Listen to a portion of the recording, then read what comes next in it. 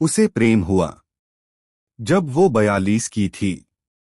ना उम्र की चिंता थी, ना दुनिया की राय का डर। बस एक दिन बेहद साधारण सा, जैसे कोई किताब का शांत सा पन्ना पलटा हो। वहां प्रेम चुपचाप खड़ा था, बिल्कुल वैसे जैसे वो बरसों से उसी पल का इंतजार कर रहा हो।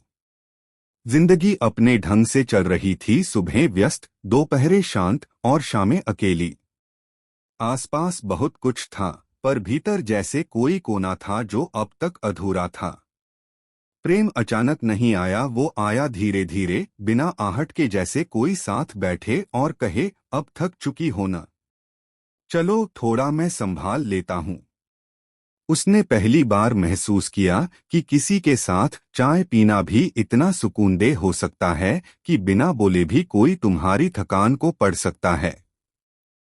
किसी ने उसे देखा, सिर्फ उसके चेहरे को नहीं, उसके भीतर के लंबे सफर को, उसकी चुप्पियों को, उसकी मजबूती को, और फिर भी उससे प्रेम किया। बिना बदले की उम्मीद के, बिना शर्तों के।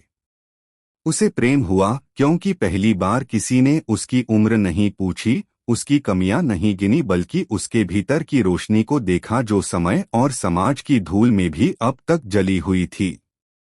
अब वो प्रेम में थी, थमी हुई नहीं, बल्कि खिली हुई। अब उसकी शामें किसी के इंतजार में नहीं गुजरती थीं, बल्कि किसी की बाहों में सिमटकर दिन भर की कहानियां कहती थीं। अब उसे खुद पर मुस्कुराना आता था, आईने में खुद से नजरें मिलाते हुए मुस्कुराना।